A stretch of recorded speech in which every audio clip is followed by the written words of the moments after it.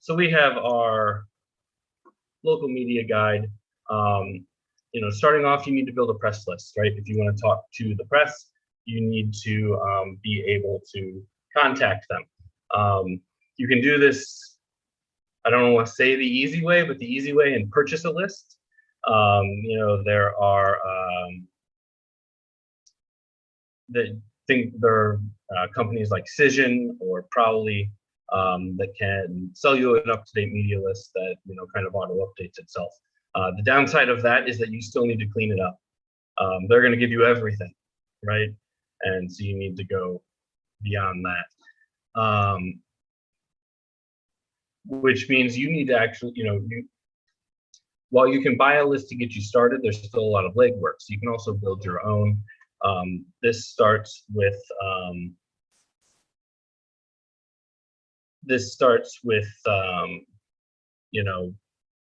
doing some research in your neighborhood or in your community. Who are the reporters that you want to be talking to, right? You don't want to be sending things to the wrong reporters. We'll kind of get into best practices in a minute, but you want to make sure you're talking to the right people. You don't want to be sending stuff, to the arts reporter instead of the politics reporter, at your local papers.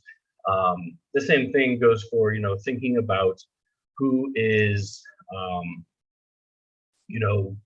who's your target audience, who you want to reach, what kind of outlets and journalists and influencers, in your community can help you target that audience. And when I'm saying influencers, I don't really mean, social media influencers in that kind of sense.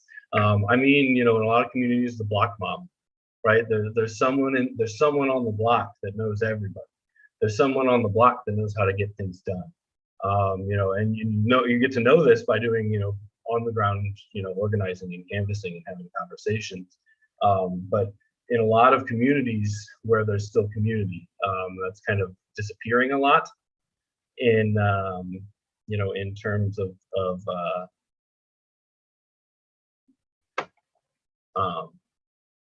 like it's disappearing a lot in terms of the a lot of us don't even know our neighbors. There's no services, so we're kind of living in bubbles. But in the places where there's still an actual community functioning, finding those important people can be really key. And it's usually not the precinct committee people for the major parties. They're not usually the actual movers and shakers. You can use searching Facebook and things like that. You want to collect a diverse range of contact methods. Don't just send an email blast. Or you need to call people. You need to text people. You need to build personal relationships with journalists. You need to show that you're worthy of your cover. You're putting out newsworthy content, and that means that and you don't want to cry wolf too many times in terms of media advisories, right? If you send them something multiple times a week, and most of it is just a statement, that may or may not be applicable to current events or what they're working on, or may not be an actual sizable thing that you're doing. If you're just spamming them, they're going to set you to spam, right? So you need to make sure when you're reaching out to journalists, you're doing it when you're trying to get into the traditional media, to the hard media, to newspapers, to TV, to radio. That kind of radio is a little different, but newspapers and TV especially, you need to make sure that you're, for lack of a better term, even though it's awful, providing value for them to cover. Things that they want to actually talk about. So you want to make sure you're doing that, and you want to make sure that your list is a living, evolving list. You never want to stop building, right? You can have a great list, but if you leave it alone for 2 years, you're going to find, especially in smaller media markets, or probably even more in big, because I'd imagine people move, but between stations, but the journalists aren't going to be the same. The contacts aren't going to be the same. The podcast that was really influential, to local politics 2 years ago is gone because the guy got loaded and dropped it. So you need to make sure you're always following, you're always updating, you're always, and don't just have the contacts, put notes and things like that, so you know about what you know who you're talking to. There are email marketing platforms. If you're running a real, a serious campaign above, a small local level, you're probably going to want, email marketing tools like MailChimp, contact databases, right? So you can do this in a simple spreadsheet or Word document, right? But if you've got these other tools, if you're, this is the Green Party, so a lot of people use, this is the Green Party, so a lot of people use Nation Builder.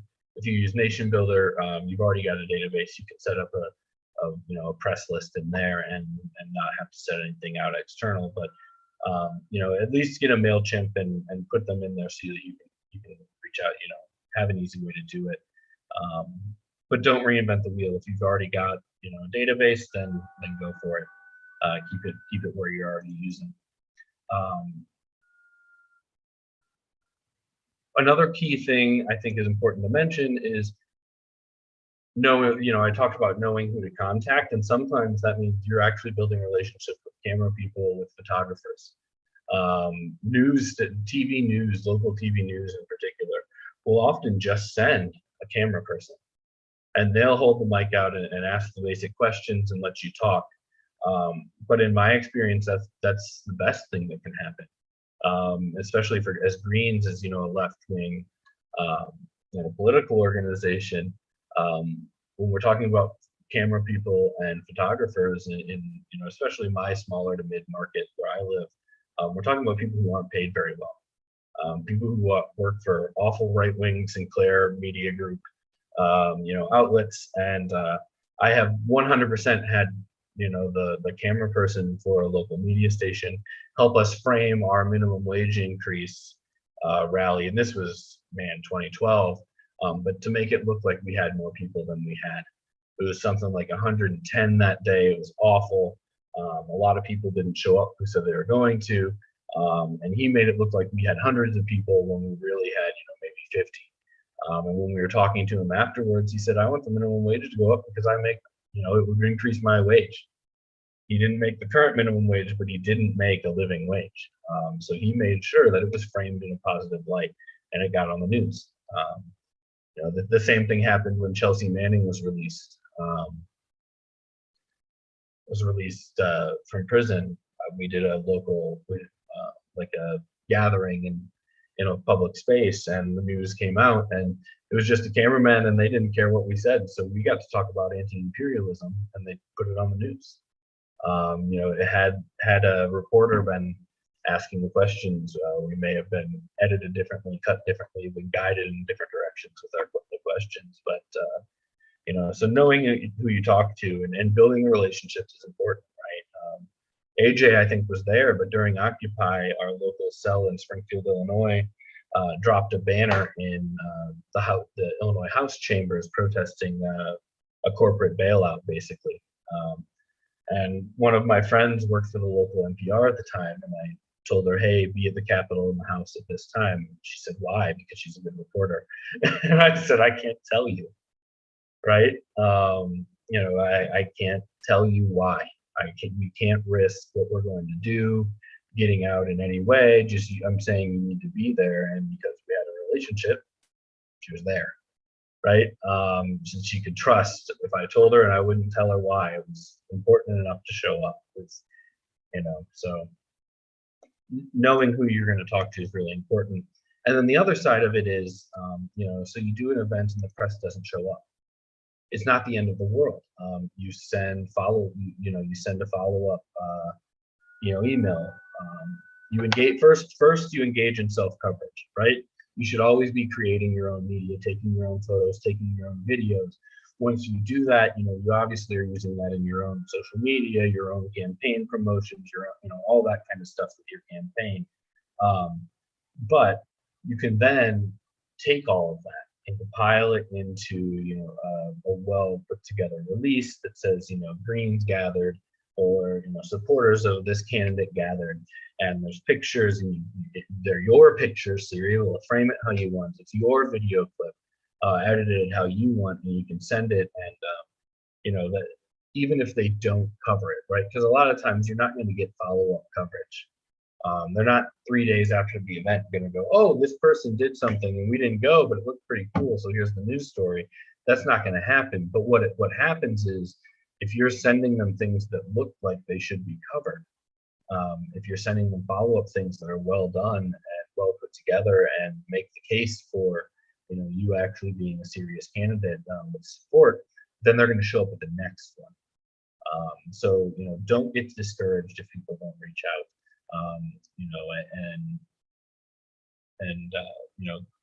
Make sure that you're being newsworthy, that you actually know the things you're doing is actually newsworthy. Make sure you're timely. No one cares a week after the fact what you have to say about a current event, right? I always preach bullet points first. When something that you need to respond to happens, get together a set of bullet points. The first thing you put together out of that is your tweet or your social media, but your short form social media. You can then, if you need to make an official statement via press release, you can put that together after the fact. But if you do it the other way, where you write the press release first, that means you're silent on all of the on social media platforms and things like that, on talking points. If you're on the campaign trail and if you're out doing events and a major event happens, you need, you and your staff need, your volunteers, whoever it is, need to get those bullet points together, because you may not have time to write the press release until later, and you may get asked about it. So you need to know what you're going to say. You need to, at least have the basics. And if you start with that press release, like I said, you're just silent. So, when something happens that you need to respond quick on social media and things like that, getting it out there quick is super, super important.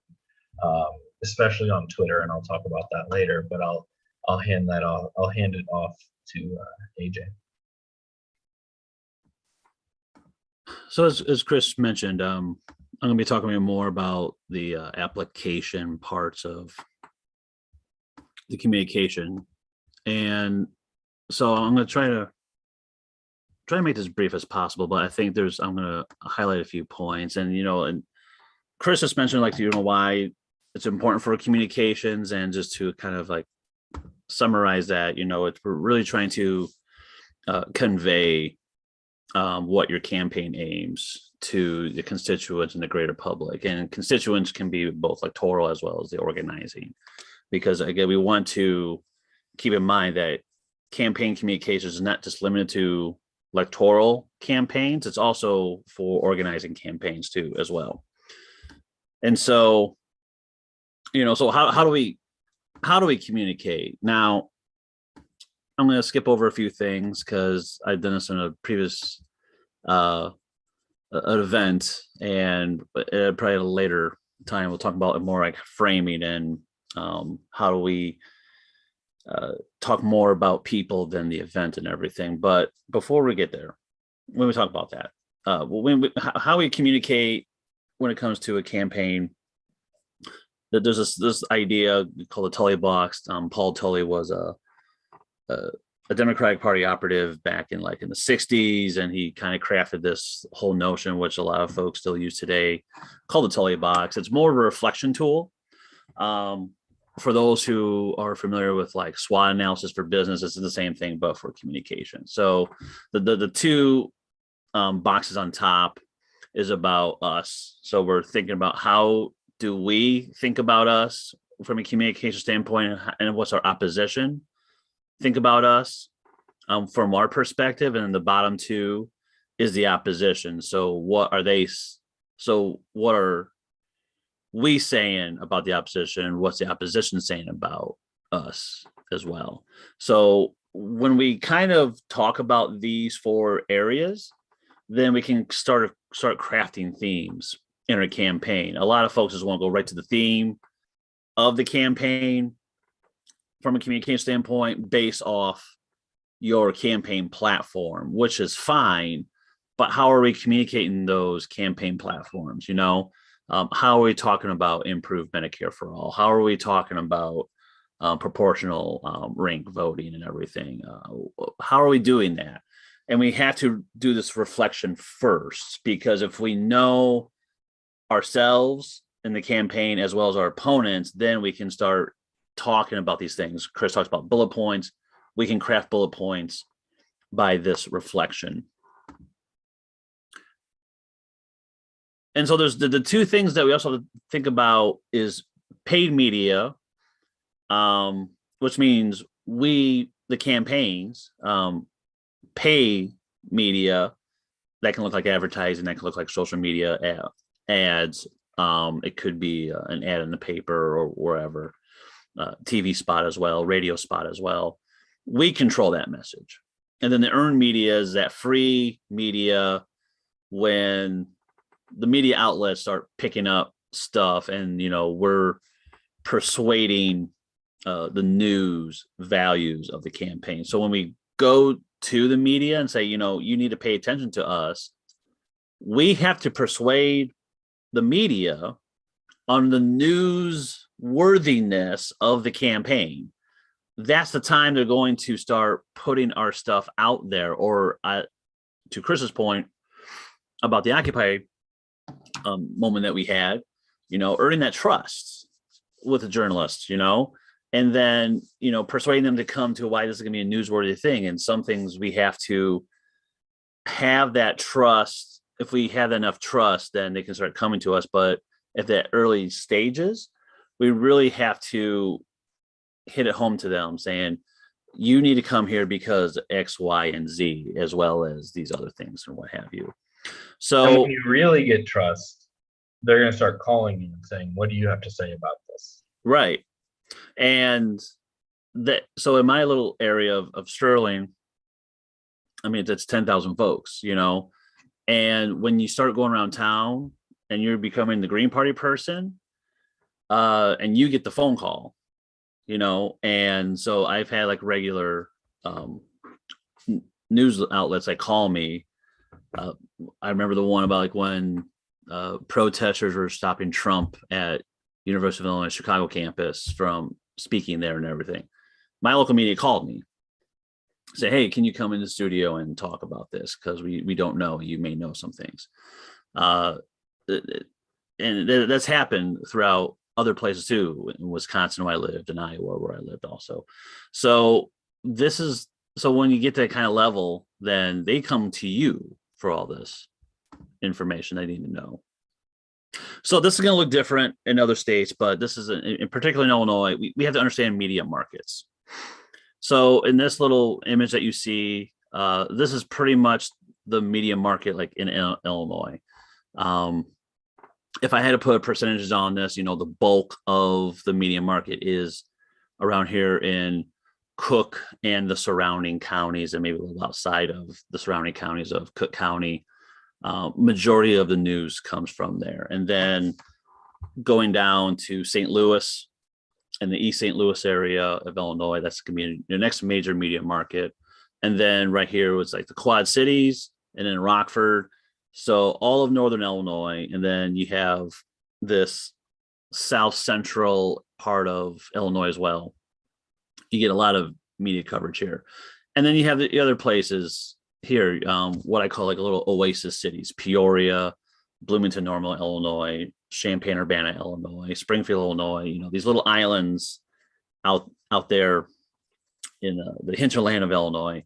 They have their own respective media markets as well. So in other states, in Wisconsin, it looked like the Milwaukee media market, Madison media market, Green Bay media market, Appleton media market. In Colorado, it could be Denver, Colorado Springs, and out in the Western Slope has its own respected media markets. So you get the idea. So once you understand this media market, then if you're doing big statewide things, then you can start going to what makes more sense when reaching out to a media market. If you're doing something a little bit more localized or regional, so say like where I live out here in the northwest corridor of the state. So we have to go to the Quad Cities, maybe sometimes Rockford, and just to get media attention, so it makes more sense to go to the Quad City Times, Dispatch, Argus, and Rock Island, Illinois, Rockford Register Star, and then trying to get all those folks on board with us and everything.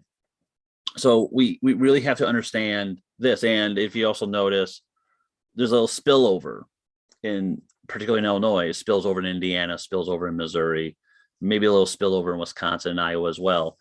Those are important too, especially if you're running federal candidates, like statewide candidates, U.S. Senate candidates, even gubernatorial candidates. You know, when you have a state like Illinois where you share things like a river or a Great Lake, you know, or there's interstate commerce happening, this can be potential as well when you're talking about economic issues, social issues, things of that nature, environmental issues. So keep that in mind too, because if you have other maybe green candidates or other independent candidates, then, you know, you can start probably bridging some things here, you know. And so in Illinois' case, it's Indiana, Wisconsin, Illinois, and Missouri. Well, and like, you know, the salmon area in that picture is a media market largely dominated by another state. Yeah. In St. Louis. So if you were running in that area, in that media market, you want the St. Louis Dispatch covering you, even though you're actually in Illinois. You know, and so it's important to think about, you know, if you're kind of on the border, if you're running a statewide campaign, it's important to think about what the outlets are just over the border that are also targeting people, you know, in your state, even though, you know, the broadcast is coming from elsewhere. Yeah, because if you're running down in the Metro East area, you want, you know, your best press probably is going to come from news and you know, hope, you know, the most access press, I guess is the best way to put that, is going to come from the St. Louis market, you know, just across the river. Those radio stations, those TV stations, those newspapers reach way more than your local, you know, station in Belleville does. So. Absolutely. So when we talk about how do we get the message out there, how do we reach out to these journalists, whether it's print, digital, or broadcast media? So sometimes it's, you know, a cold call or a cold email to a journalist and, you know, introduce yourself and maybe have a conversation over the phone, maybe meet up with them in person just to get to know one another and kind of build that relationship from there. But the other way, and Chris alluded to this earlier, is like, you know, an immediate advisory, or what I'm showing here is a press release. We'll get to an advisory here in a second. Unfortunately, and depending on your media outlet, majority of the time, if you write a press release like this, oftentimes the person that you're sending this to will just copy, paste it, and put it into the paper, or will say it on the radio. They won't do it in their own words. So this is written, designed in a very journalistic way. So the who, what, when, where, and why, you kind of touched on those like in a document like this. And so this is just a template of what a press release looks like, you know, for immediate release, the contact info. In this particular case, it was an organization in Chicago for a Stop Police Crimes campaign.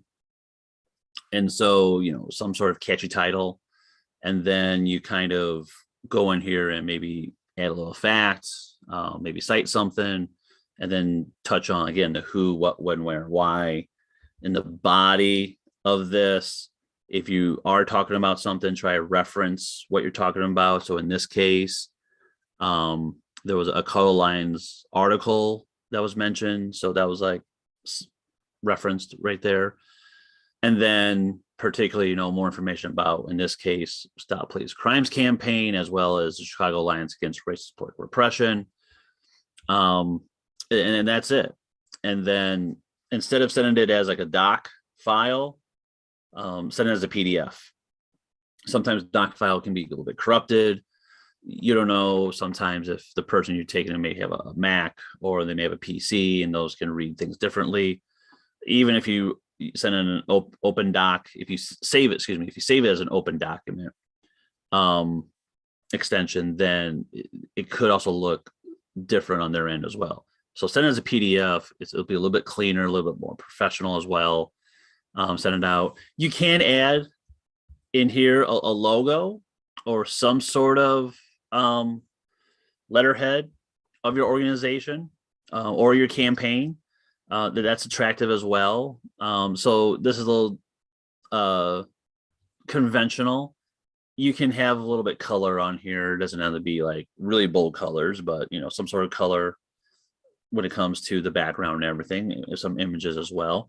Lately, I've been seeing people have kind of used infographics to use as a press release template as well. That's perfectly fine as well. Whatever speaks to your campaign and the campaign's personality as well as your personality, I would say.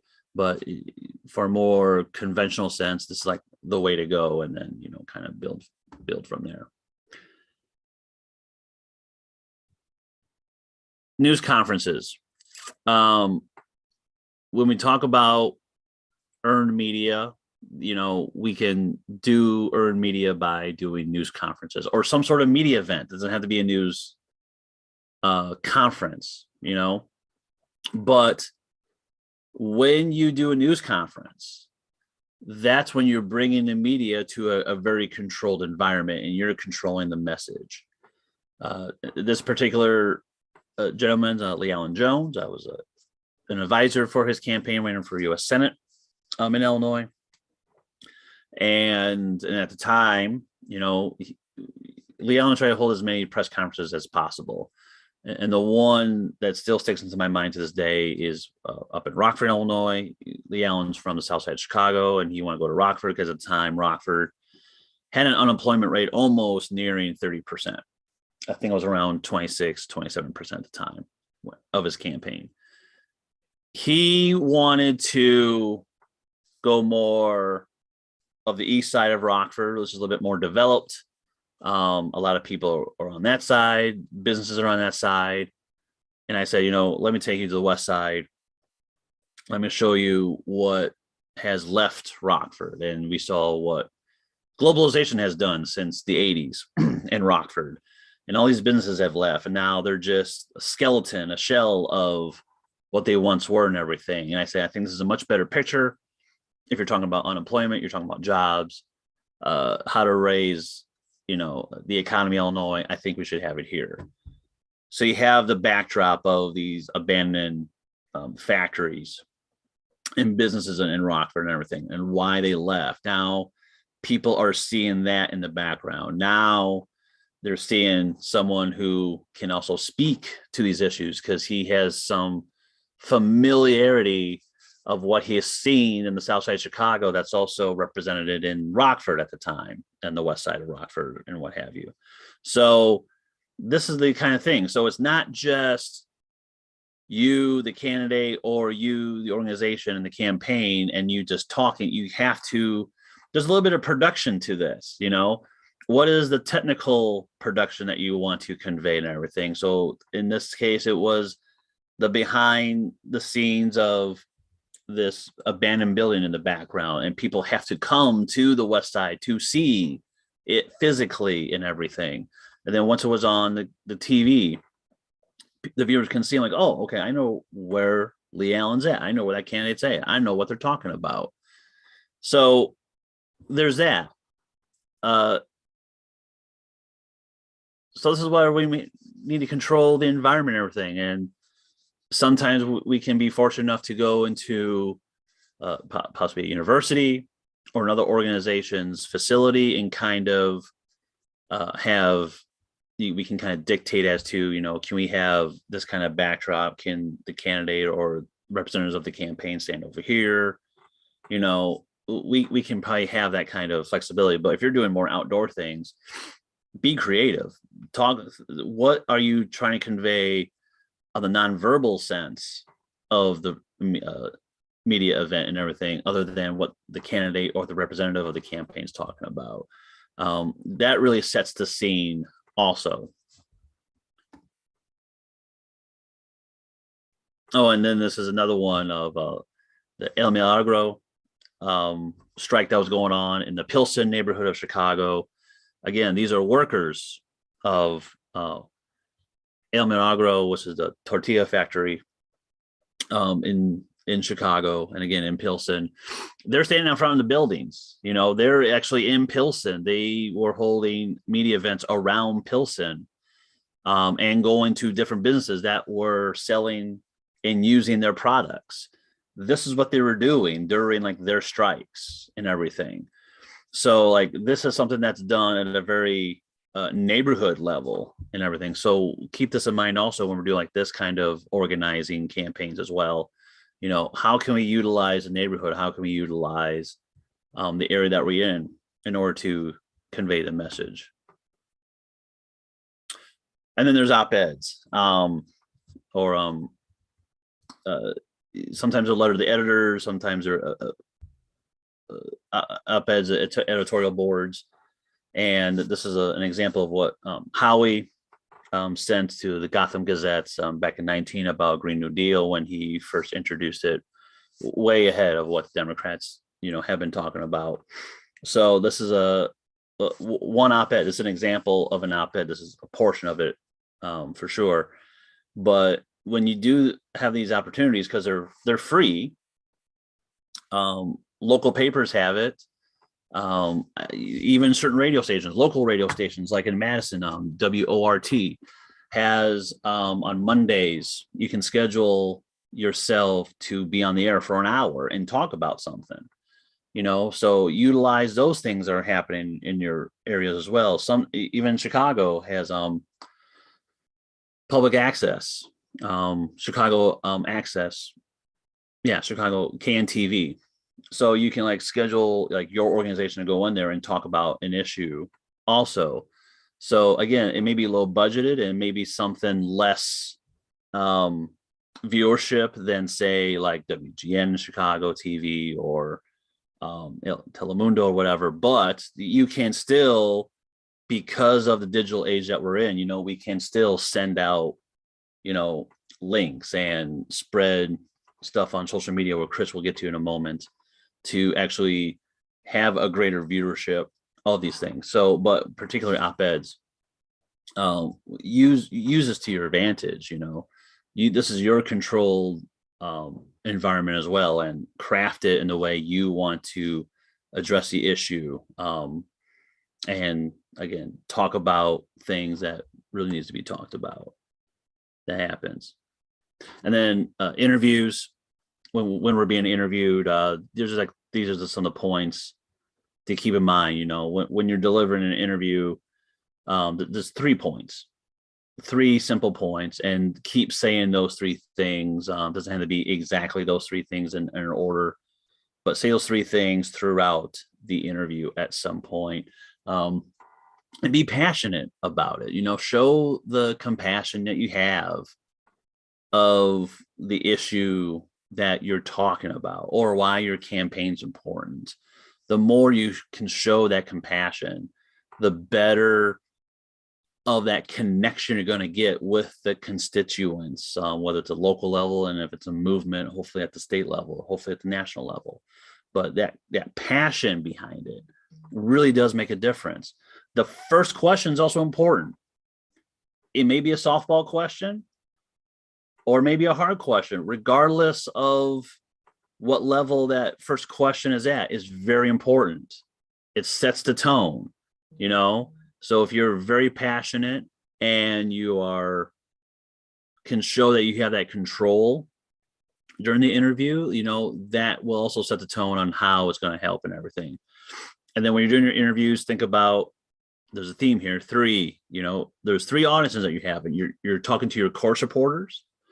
You're also talking to the potential supporters, and you're also talking to the opposition supporters, insofar that opposition supporters that might be on the fence, but they might be leaning towards the opposition, but how can we bring them to our side instead of the opposition side?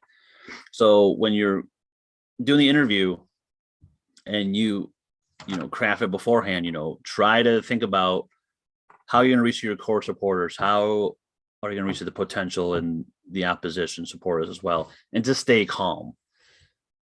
Interviews can be nervous, especially if it's your first go around with them.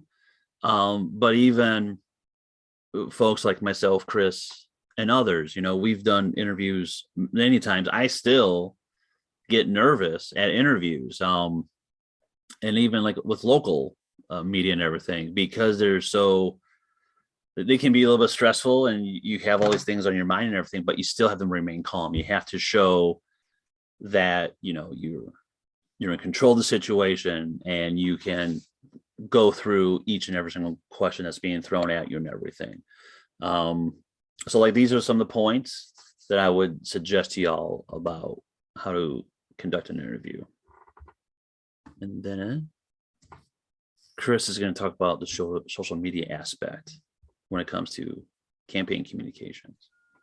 Yeah, and I have the YouTube open that I've been watching. So if anybody has any questions about any of this, ask it there. We can loop back to it at the end, or if I see it and and it fits into the flow of what I'm talking about, I will probably try to address it in midstream. But yeah, so we've talked a lot about the traditional media, the reality for Greens and independent socialists and independent candidates in general, third-party candidates in general, is it's hard to get into the traditional media. It's you're often ignored. I'm sure, like me, AJ has had things edited in ways that misrepresent what we're saying. I remember in 2016 I did an interview, and it was supposed to be about third parties, and they made it all about Hillary Clinton. And they never, they edited it out every time I said Green Party. They didn't let me identify myself. And this was a Sinclair station, so this was a right-wing slanted station. It's the repression of alternative voices is a bipartisan affair, for sure. So if we're having trouble getting access to the mainstream media, part of what you can do, there's a few solutions. AJ talked about some of them. Write a letter to the editor. Write an op-ed. In the beginning, I'd talk a little, find out who the podcasts you can talk to are. Find out who the bloggers that cover things. Like if you've got someone if someone's running like a parks blog in your neighborhood, you put them on your media list, and you don't spam them with every single thing. But when you talk about a new policy that will affect parks, you make sure you talk to them, right? You need there's alternative media, new media, independent media, and non-traditional media that you should be including in all of this. So you can do that. You can take it into your own hands with the traditional media, with the op-eds, or with the letters to the editor, things like that. You can look to new, and you should do all of these things, not one or the other. You can look to traditional media, or you can do social media. Like I said, you should do them all. But social media allows you to create your own content, to create your own messaging, create your own, the flow of what you want to talk about when you want to talk about it. And when it comes to,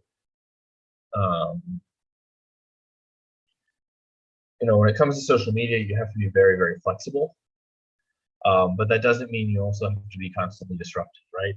The working on a presidential campaign took this to a whole new level, for me, where it's, if we allowed our messaging to be disrupted by any time there's a significant, current event thing popping up, we would never have talked about our issues. It doesn't mean we don't respond to those things, but it also means we don't necessarily let ourselves get completely derailed. There's a few different things you can do on social media, and being very responsive is one, but so is carrying a course, right? We're talking about how to return carbon to the carbon cycle this week. Whether anything else happens at 2 p.m.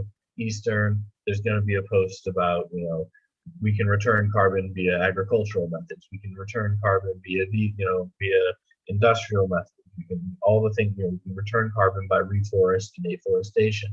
We're going to talk about that this week, right? and at other times we can talk about it, but it allows you to give a consistent messaging point. I think the most important thing that, political organizers need to, understand and grapple with and internalize is that social media is not a replacement for on-the-ground organizing. It's not a replacement for on-the-ground organizing, and it's one of the biggest mistakes that we make. Is we put all this effort into social media, but there's nothing to connect them to, right? There's nothing to connect social media to. It's a tool that can give us access to new potential supporters. It can allow for efficient communication and engagement with current supporters, but if it's not connected to an on-the-ground campaign, it's wasted. If you get someone fired up on social media, you need to be able to say, you're fired up right now. You can do this thing, you can do this thing, you can do this thing, here's our next meeting, like we've got a canvas at this time. You can then try to get them engaged in the real world. It'll help you get the touches that you need, right? You need about 7 touches, I think, is the general wisdom with a voter to get them to show up and vote for you. And social media is not always the most, seeing a Facebook post is not an effective touch. Seeing a Facebook post is hopefully how you get them to show up for a town hall, and then you can get a real significant interaction with them. So I can't say it enough. Social media it's just not a replacement, for an actual on-the-ground campaign. It's a support system for that on-the-ground campaign. One of the reasons is because it's largely one-directional, and about as effective of a thing you can think of social media doing is creating a voter. Someone sees the things you post, they like what you post, and they vote for you. And that's good as a campaign. That's good, but without having the real world campaign and organization, you can't onboard people and activate them into doing things. It's really hard to advance someone from voter, which is like a once every few years show up thing, right? To vote for someone is a very low bar of support and participation. You want to take those voters and turn them into people who help you build, especially as we're talking about third party politics. We need to be building in our local communities. So you want as many voters as you can transitioned into the party, transitioned into long-term work, transitioned into growing. And one thing I said on we do organizing one-on-ones every month as well on the 4th Tuesday, or I guess 4 times a year. Quarterly, we do them on the 4th Tuesday. And one of the things I said on the last one, it was a challenge to Greens and Socialist organizers, and that challenge is 1 door per tweet. Let's test what's more effective, social media or on-the-ground organizing. So the challenge is for every time you tweet, you go and have an actual conversation. You don't necessarily have to knock on a door, but that's the idea, right? And we'll see what actually gets us results. But why do we use all that said, right? I just really kind of trash talk social media right there. But what I wasn't really commenting on social media alone, I was commenting on the absolute necessity to have it plugged into a real world thing. So why do we use it? We use it to reach our supporters. We use it to reach new people. We use it to spread our message. We use it to get people to attend and show up to events. We use it to bring in new volunteers. We use it to raise money.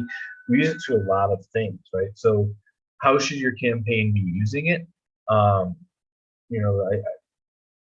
The most important thing for social media for most third party, smaller independent, campaigns and operations, is, the most important thing in that small to doing social media long term is organic growth, right? We've got to, we can't afford to pay every day. right? I don't know the 2020 numbers off the top of my head, but in 2016, Hillary Clinton and Donald Trump spent tens of millions of dollars apiece, probably close to $100 million apiece on Facebook ads alone. Greens can't do that, right? We can't do that.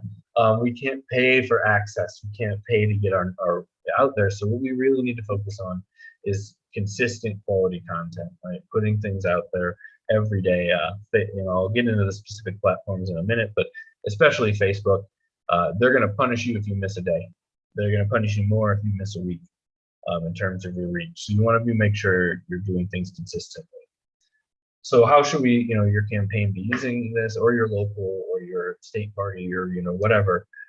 Most of this is not just limited to electoral campaigns, but you want to push out relevant news, commentary, positions. You want to promote your events and your content. Greens are really, really adverse to this, but you want to raise money, right? I know that we don't like money within the Green Party a lot of times, but the truth is you need to be raising some money, which means that you need to be using all of your different platforms to do it. In our 2020 was a very weird year because of COVID, right? So we had a whole presidential campaign where we really couldn't be out talking to people, holding fundraisers in person, that kind of thing. So we had to rely heavily on social media, and multiple times a week during the campaign, we made direct asks, and you need to do that, right? You need to buy materials, you need to buy yard signs, you need to buy, tabling. You need to pay for tabling fees at local events that you can talk to people. If you're, raising good money, you need to be paying for ads and things like that. If ideally, you're raising money to help pay at least stipends to your key volunteers and staff, right? Giving people a little money, one, lessens the exploitation which volunteer-ran campaigns rely on, and two, gets you, helps the people that are, gives at least something in terms of stipends so that people are putting work in, and it generally gets you better returns in terms of consistent commitment. So you want to be talking about making direct asks for money on social media when we're running a campaign. And you can be creative about it, right? In the Illinois Green Party, I don't remember the bill number, but like for ranked choice voting, we would have, I'm going to make up a number, but it would be like House Bill 2130. So we would have fundraising campaigns that say donate $21.30 to help us fight for ranked choice voting and support this bill, right? So you can get creative with it and things like that. And then another key thing that Greens don't really like, but it's just a reality of life, is we want to be using social media to connect new people, but that means we also need to be, as much as we can, collecting their contact information. Social media engagement doesn't usually provide a way for future contact, right? If AJ likes my post on social media and I don't know them, right? If I hadn't been working with AJ for over a decade and couldn't just call them or to engage with them, if AJ was a random person and they liked my social media post, the only way I can really contact them is to click their, this is Facebook, but it applies to other things too, and work my way through the chain and send them a direct message in hopes that they respond. Facebook is going to end up in the other bin, so they may never see it, until years later. So that is one of the, kind of fundamental flaws of, how, or not flaws, but barriers that we have to overcome when we're engaging on social media.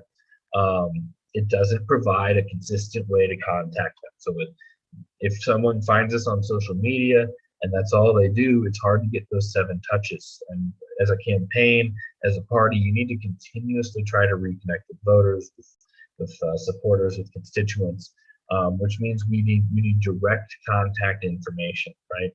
So to do this, you can use things like petitions, surveys, mock ranked choice vote, as Greens having mocked RCV, votes to kind of educate people on how it works, but also to get their email or their phone number or their address, so that you can then go out and knock their door and have a deeper conversation about RCB and why, you know, we need to vote for you as opposed to your opponent. And then it, you know, once you get that contact information, you can engage in other ways. I think most people realize this by now, but the overwhelming majority, and I'm talking probably like 99% plus of online petitions are never delivered to anyone. They don't get sent to anywhere. There might be like a press release where the organization involved said they collected this many online petition signatures. In some ways that's justified, right? They're not really confirmable as real people, as, you know, actual members of the community that we're speaking of, and that kind of thing. But the majority of them are just to get your contact information, right? When you get that move on, you know, petition to save whatever it's about, you know, one, it's almost always going to be an emotional appeal. But if you sign that petition, don't wonder why Democrats are now emailing you, because you gave MoveOn.org your contact, and they are essentially a Democratic Party front group, and all that contact information goes straight in there, right? So that's what petitions are for. And it's not all nefarious, right? If I want to organize around ranked choice voting in my community, I can put out a petition or a survey that says, you know, do you support ranked choice voting? Sign this. Or would you like, you know, tell me what you think about ranked choice voting.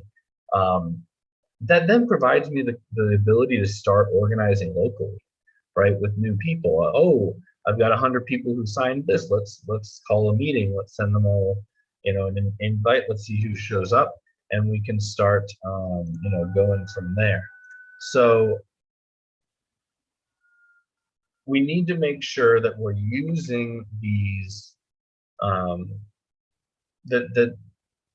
What a key part of our social media strategy is collecting contact information from new people. Like, it has to be a key part of our strategy. I know petitions in 2016 for Jill Stein made up about 30% of their of that campaign's new contacts. So they were getting a lot of people, not just through signing up at events because they could have campaigns in 2016, but they were getting people by saying, sign the petition to support student loan debt, you know, and things like that. And I can say for 2020 with Howie, I don't know the exact percentage or anything like that, but a large number of our new contacts came through petitions, came through issue surveys, things like that. So came through downloading the ebook, right? That's another tactic that you can use to kind of get contact information, is to provide a value, to provide something in return. So content, I said earlier that we want to be, you know, for most of us, we can't afford to get into the cycle of paying for ads on Facebook or Instagram, right? So we really need to go you know, a steady path of organic growth and engagement, and that means that putting things out consistently, you know, consistent quality content. Original content is best, you know, but don't be afraid of curating from other sources. You know, you can, if you're a green candidate and you're looking for things to post every day, look at what the Green Party of the United States is saying. Look at what Howie Hawkins' pages are saying. Look at what, you know, your state party is saying, or you know, if you're running for you know, U.S. House, for example, look at what other green U.S. House candidates around the country are saying, and share their stuff. Right? We can help. You know, signal boost our you know, other green work, but it also means that we can keep having that consistent content and engagement that's required to, you know, organically grow. You know, you can share current events with commentary in the captions. If there's, you know, if you're a candidate, you can take a you know, and there's a current event, you can make quote graphics and things like that with you responding. Put that out with your press release and everything like that. You know, because when it comes to a lot of social media, you know, text is your basic. Somewhere like Twitter, you know, text is plenty. Somewhere like Facebook, you know, they don't value text as much as they value an image. And with Facebook specifically, it's, you know, text, image, video is king, and live stream is God, in terms of, you know, how they give you access. So you need to be thinking about what kind of content you're putting out. You know, sometime, you know, if you can make a graphic to go with your post, you're going to get more reach with that graphic compared to just putting the link in and some text. You know, if you want to make sure everything you do is recorded. If you speak at a rally, record it, live stream it if possible. If you have a town hall event, the same thing, record it or live stream it if possible. But, you know, it's really important that people aren't restricted from seeing and hearing your positions because they can't be in a specific place at a specific time. I know so many organizations that have put on amazing events and only 12 people got to benefit from them because only those 12 people were the only ones who showed up in the room at that time.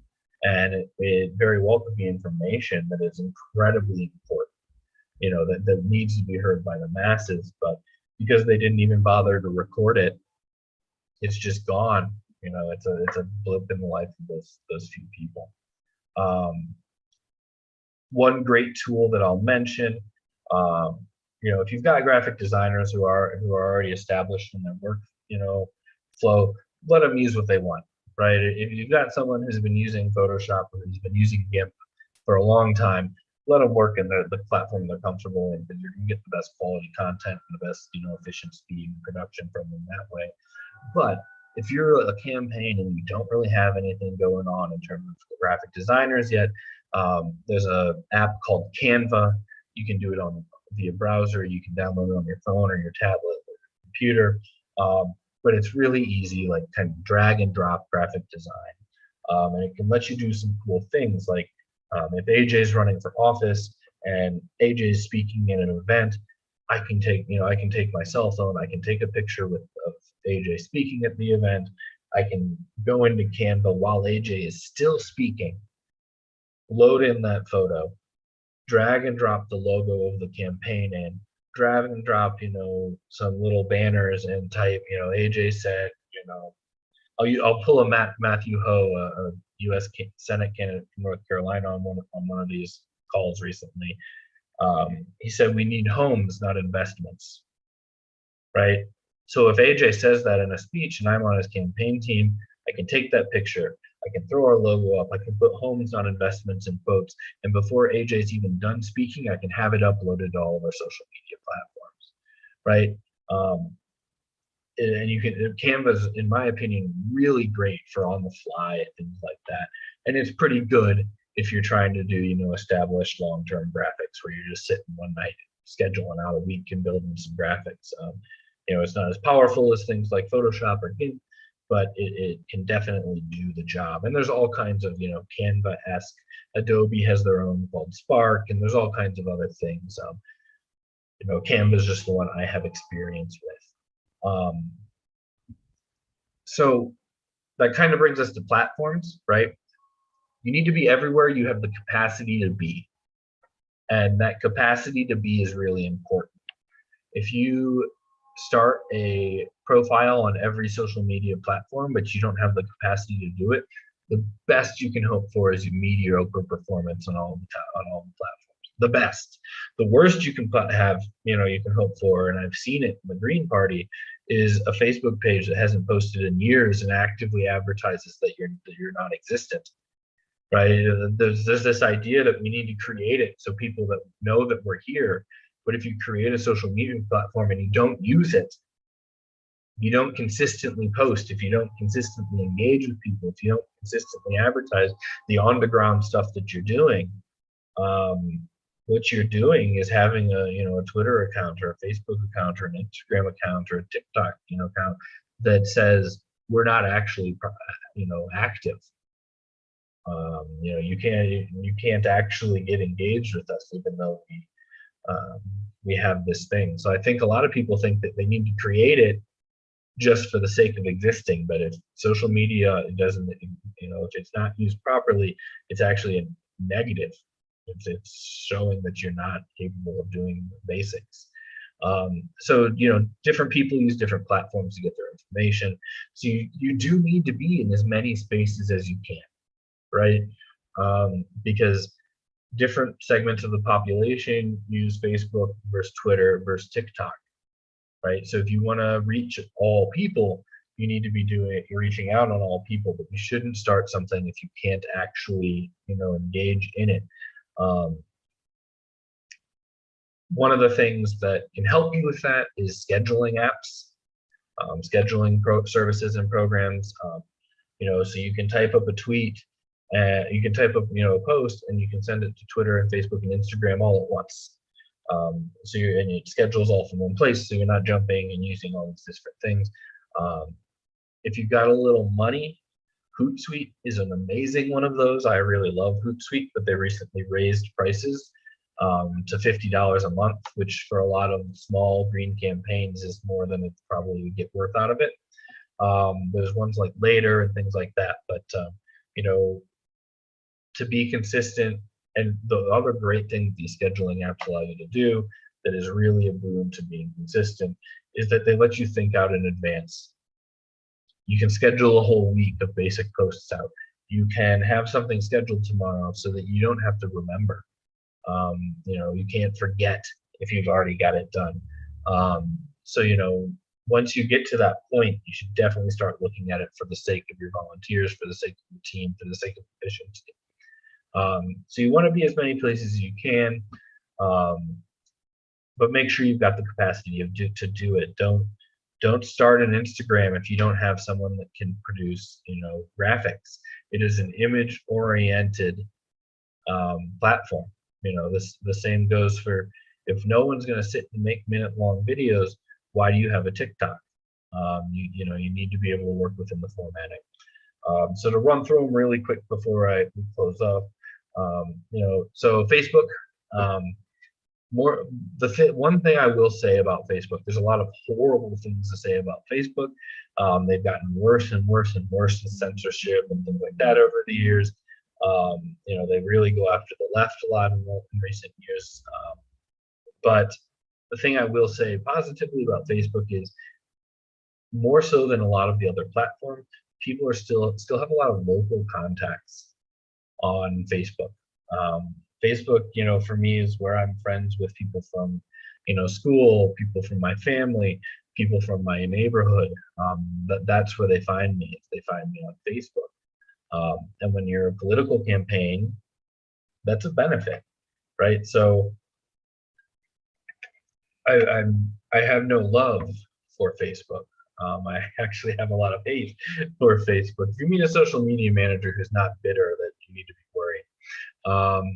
We're angry people often, but I don't have a lot of love for Facebook. But as a political campaign, as a political organization, it can really help you make kind of network through local contacts. On Twitter, I'm mostly friends with people who are nowhere near me, people around the country, things like that. When it comes to Facebook, don't get sucked into ads. It's a vicious cycle. There are times when you can use them, right? Especially as a campaign. Campaigns are finite. They have a beginning and they have an end. You may run again, but there's a beginning and the end of every cycle. So when it comes to get out the vote, at the end of the election, don't be overly concerned about necessarily burning yourself long term by promoting get out the vote stuff and promoting some last minute stuff. That said, if you're a party or a long-term organization, be really careful. One-shot events, things like that, where you're trying to turn people out, where there's an end goal, there's an actual thing in the real world that can show up. Maybe that you can do an ad for. But your everyday, day-to-day posting, Facebook ads are intended to get you addicted and stuck in a cycle. And the way that Facebook algorithm works, we don't really know how it works, but one of the things that's been figured out kind of is that your future posts reach is dependent on your previous post reach. right? So if you reach 1,000, they'll let you reach 1,000.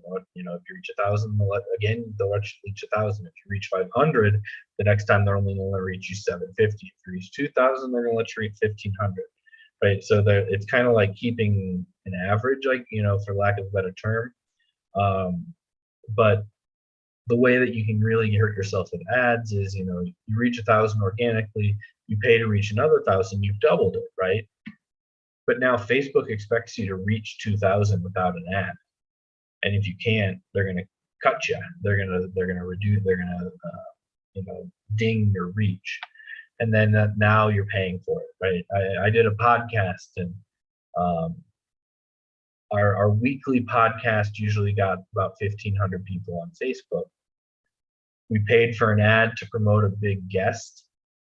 The big guest already got 3 times what we usually got, and we added another time on top of it, and we found ourselves cut down to about 20% the next week when we didn't pay for an ad. You know, and it took us about a month, 2 months to get back to where we were, all for an extra 1,500 views. It really was not worth it in the long term, but we learned a hard lesson. You know, so Facebook, you know, you can use ads tactically and selectively, but be very careful. On Facebook, post I tell most campaigns, green campaigns, 2 to 3 times a day max. For the Howie campaign, there were times we were posting 5 to 7, but we were a national level, you know, presidential campaign, and it made sense. But you got to post every day on Facebook. You got to do it, or they're going to start dinging you. They're going to say you hit 1,000 yesterday, but you hit 0 today, right? And they're going to punish you for that. Twitter, I will open by saying, who knows what a Musk-led Twitter will be like. Twitter is kind of a question mark, you know, in terms of the future stability of the platform and in terms of how it operates. But I often say Twitter is the most American of social media platforms. Its character limit makes it difficult to convey complex ideas, and that lends itself to a culture of kind of the loudest, most aggressive person wins. You know, Twitter is a shouting match, you know, in terms of how it was designed. There's really no limit to how much you can tweet, but have a reason to be tweeting. And when I say there's no limit, I really say that because if you're actively engaging on Twitter, you'll be tweeting a lot because you'll be replying to people, you'll be responding to people who tag you, you'll be engaging in conversations on other posts. You know, so if there's a reason, there's no limit. But the other thing to consider is don't be Trump, right? Don't be tweeting sounding like you're drunk at 3 in the morning. It's not a good look for a campaign. It's not a good look for a party. You know, I don't think anyone except Trump, then I don't think Trump cared if it was a good look, but thought it was a good look for Trump. You know, so you can, you know, it's all about capacity. With all of this, what you can do is all about capacity. Twitter works best if you have a team, and the people on that team are able to consistently engage, consistently talk to people, consistently respond to things, right? Especially as Greens, you're gonna have trolls. You're gonna have people who, and not even trolls, you're gonna have people who disagree with you politically, who come and challenge you. And you know, the ecosystem of Twitter really encourages, you know, or rewards you, maybe I guess would be how to describe it, if you're able to respond calmly, collectively, and counter those things. You know, not let them just stay in the air. But that said, you can always just tweet and not respond to anybody. It's just less effective. Instagram is an aesthetics first platform. It has limited videos unless you're live streaming on the platform. It's for like Facebook and Twitter and YouTube and Twitch and things like that. It's easy to use third-party services like Restream or StreamYard, but they don't connect to Instagram. Instagram's kind of kept itself locked down from multi-platform streaming, which means that, you know, if you're streaming on Instagram, you're often only streaming on Instagram. So it's kind of exclusive content, which fits that aesthetic first kind of thing. Lots of young folks on Instagram. Unless you've really got a great design team, you know, maybe once a day, you know, do some resharing and stuff like that. But, you know, before you start an Instagram as a campaign, you really need to make sure that you have someone that can create quality content. And a lot of times, I'll be harsh with Greens. We do not create quality content. A lot of the time, I have seen some pretty atrocious graphic design coming out of green campaigns and logos. TikTok is new in the game, right? Short video only platform. I said Instagram was young people, even more so for TikTok. TikTok seems to be the place that virality is largely coming from. Although I will say, anytime someone talks about viral videos or going viral, I stop listening. Viral is usually a combination of luck and work. Actually laying the ground. It's hard to go viral unless you can already reach a lot of people. Unless you get lucky and someone who can reach a lot of people shares your stuff. So, TikTok, you need to have the right team to have it, right? Don't just go start a TikTok because you think you need one. Unless as a candidate you're just willing to embarrass yourself on TikTok, and then you might get a good following. Otherwise, you're going to need a team of people that kind of know what they're doing. They can help you plan and curate, and do that kind of put out the kind of content that can reach people and get your platform out. One thing I will say I do like about Instagram and video is the ability to do just short check-ins. During the campaign, at the beginning of the campaign, we had Angela would just pop on for like 60 seconds, right? She'd just jump on to, Instagram or jump onto Facebook or jump onto both, and hey everybody, I'm sitting waiting in line in my truck, waiting to pick up the next load of whatever I'm loading, and this is what I've been thinking about this morning. And that was all about Angela's personality, right? Angela is an engaging person. She's a vibrant person. She's someone that has the personality to just like, hey, casual conversation, like, police violence is fucked, right? That's not really Howie's personality. Howie likes to go on and talk about things. He's got his own hour-long podcast for that every week, right? So it's all about the personality of not only your campaign, your candidate, but your campaign team too. People think Jill Stein was really good at social media. Jill Stein had a 20-something following her around with Canva, right? Jill Stein doesn't know how to do Twitter and Instagram and Facebook. There was someone who did. So a good team can really open up a lot of these possibilities. YouTube these days is its own social media. It's its own really powerful force in social media.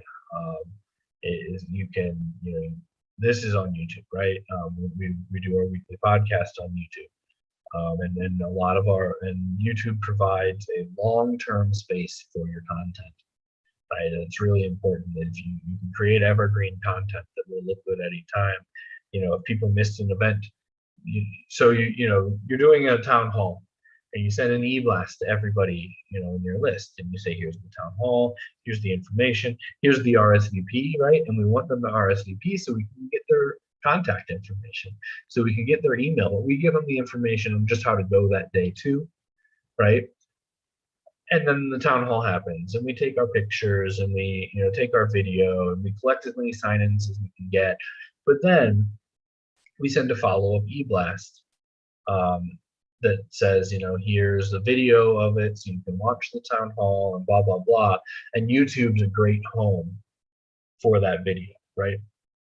On Howie's website, we don't self-host hardly any of them. I don't really know if we self-hosted any videos during the campaign. They went to YouTube, and the YouTube embedded on the Facebook, or embedded on the website, on the Facebook, because that YouTube is a public-facing, long-term, video storage place, content place that people can go to. The other side of video and streaming is Twitch. I will say, at the beginning, I'd said, it's all about your capacity. Don't start something just to start something. The one platform I will say that we had during the campaign that we started just to start was Twitch. right? The podcast every week still goes out onto the Howie Hawkins 2020 Twitch. And it's the only content that goes out there. Now, if we were to wanted to more effectively use Twitch, right, like we would find people in the campaign like me, and maybe we, play Civilization and, with an ecology focus and talk about our policies while we play, right? And that would be more effectively marketing towards the Twitch, audience. But for us, it was just a video outlet. So, those are some basics. There's a lot of others, right? There's a constant movement to move to something different. Things like WeMe and Telegraph, and there's so many alternatives. I remember during Occupy, it was diaspora, and they didn't have an algorithm. You saw everything. Everything that your friends posted, you saw it. They didn't filter any of it. And that was their big thing. And it's not a negative to try to get into these spaces, but the reality is we haven't seen a shift, right? So we can hate Facebook all we want, but there's a billion people there. We can hate Twitter all we want, but that's where people are, fighting with each other about politics. So we really do need to engage in these, mainstream platforms, despite all of their problems. And social media, really allows us the opportunity to do that.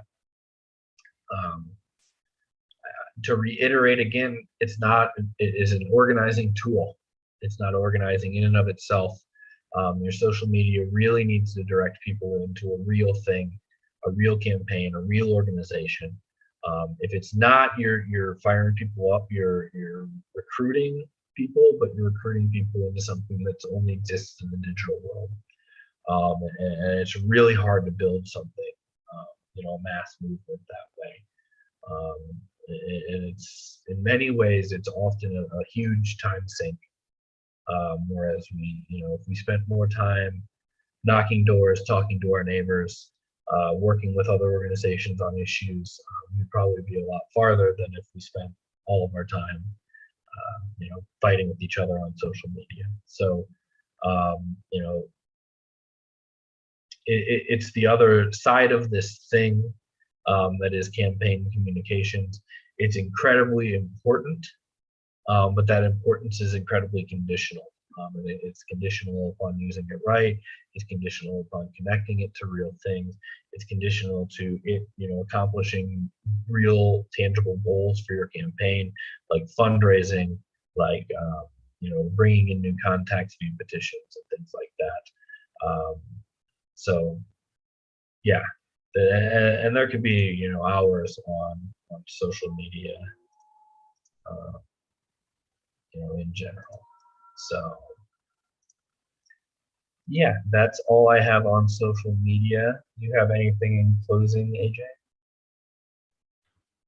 The only thing I haven't to say in closing is that of everything that's part of a campaign, communications is a very, very important aspect to it. We can talk about the financing all we want. We can talk about finding the right staff all we want. Those are important for sure. But at the end of the day, it's going to be communications. And in another workshop, we can talk about what does crisis communication look like when you have to deal with something, but all of it's very important. So, the one thing you have to hone in on your campaign, whether it's electoral organizing, again, it's the communications that really have to be firmed up. Yeah, communications is how you talk to people, right? And while there are other aspects of it, like outreach through, canvassing, outreach through mass mailing, outreach through email marketing, right? All that. While there are these other areas of communications, they almost all, are interconnected back to the messaging that is key to your campaign. And campaign communications, whether that be your own directed ones like social media or marketing, or reaching out to traditional media, that's where you fine tune your messaging that kind of filters out into everything else. So campaigns are about talking to people, and one of the real central ways that we talk to people is through campaign communications, through media, alternative media, social media. So thank you everybody for